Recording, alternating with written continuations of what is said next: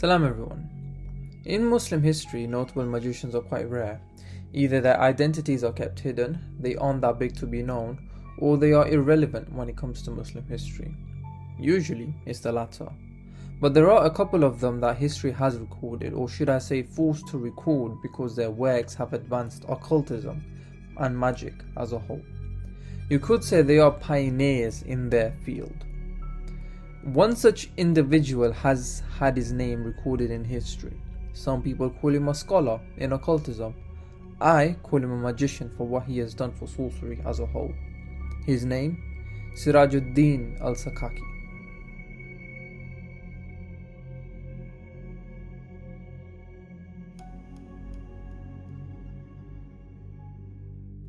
Al-Sakaki was born in 1160 AD in Khawarezm, Central Asia, what is now part of Iran, Afghanistan and Uzbekistan.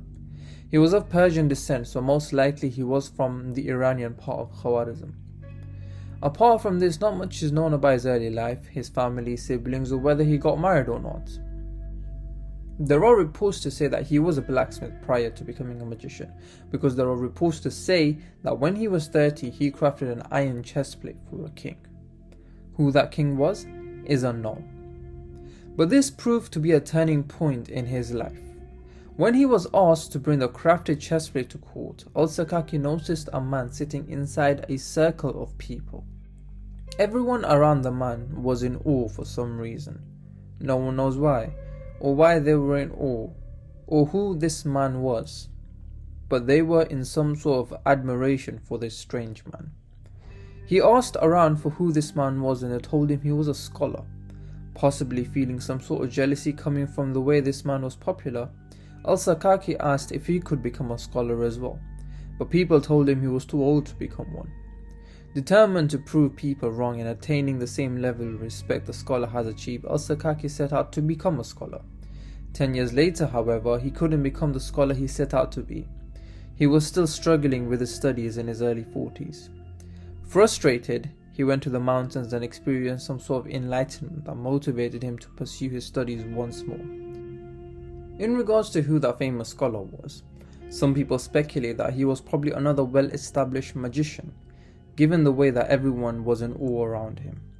Not much is said as to why people admire the scholar, but if al-Sakaki was inspired by the scholar and went on to write books on magic and talismans, then it could be inferred that the man was a magician. However, some sources have said that he was just a famous scholar and nothing more than that, but only Allah knows what's best.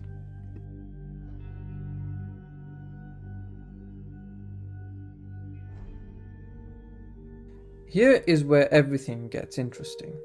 Before the 19th century, scholars would refer to al-Sakaki as a magician, often referring to his book Kitab al-Shamil wa Bahar al-Kamil as evidence for his reputation. Yet post-19th century, there is no mention of al-Sakaki as this magician.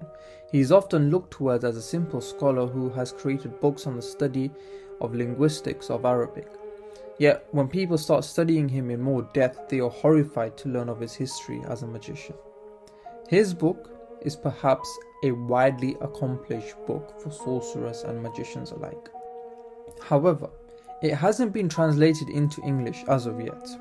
That task is being handled by Emily Seeloff, a senior lecturer of medieval Arabic language and literature at the University of Exeter. She is currently leading a research in trying to translate Sakaki's grimoire. Emily describes Sakaki as a very competent magician, often revered by his peers. He was so competent that he found himself as a court magician in the court of the Mongols. His book contains various recipes to make spells or talismans. They also contain methods on how to contact the shayateen, how to capture and control jinns, and how to communicate with them, as well as spells and talismans for controlling and manipulating human beings. The first chapter in Sakaki's book is pretty much on astrology, the movement of stars and planets, and how to predict the future. The second chapter and the third chapter is the summoning of jinns and shayateen. This is done by using a goblet, a type of cup, and filling it with liquid. Essentially, it's FaceTiming the jinns, basically.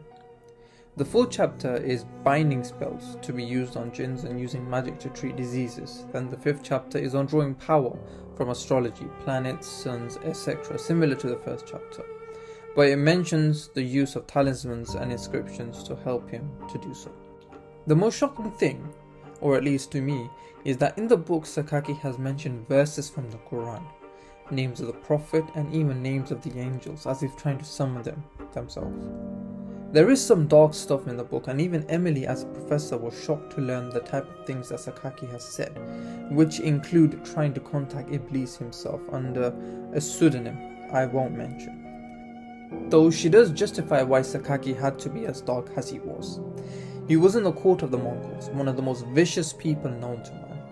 It was essential for his survival that he knew how to do some pretty evil acts to stay alive amongst the Mongols, given the court politics, the assassinations and whatnot. Though there is one thing I did leave out. Throughout the book, Sakaki emphasized on the fact that only the right people should read the book, because if the wrong people read it, they could damage themselves and even others in search of curiosity, which is a great reminder. But I don't know anyone who is right or even in their right mind would read a book like this without selling their soul.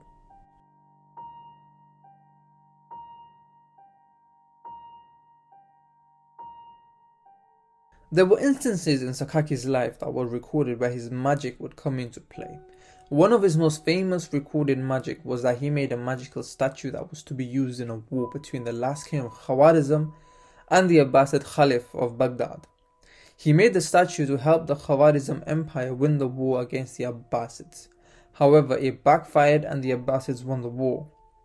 There are some sources say that he could shoot cranes mid-air with pinpoint accuracy, but those sources are quite rare and few in between. As I mentioned before, he was able to communicate with the jinn using a goblet, but he was also able to communicate with various types of jinns. As we know, jinns also follow various religions, and some are believers and some are non-believers. He would call out to the jinn by invoking the name of the god they follow. For example, if it was a Muslim jinn, he would invoke Allah's name. If it was a Hindu jinn, he would invoke one of the gods' name to communicate to the jinn, and I mean the Hindu gods. Then using the various binding spells, he would capture the jinn and force it to obey him. He communicated to the jinn in a way that the jinn would answer.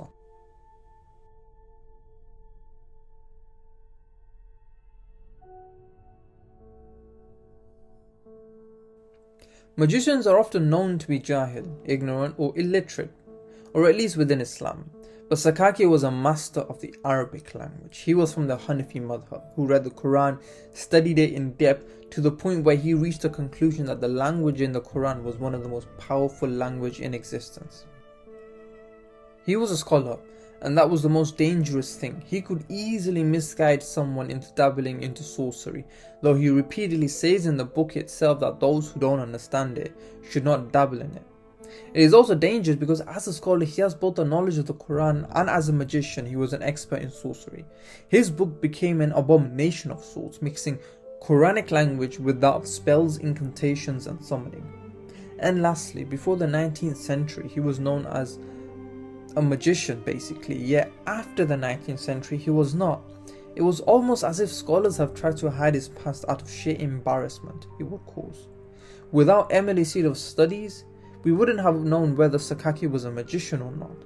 And it also goes to show that mainstream Muslim scholars, to protect their integrity, might sometimes tell lies of omission to hide the truth. Thank you for watching. Please subscribe and take care.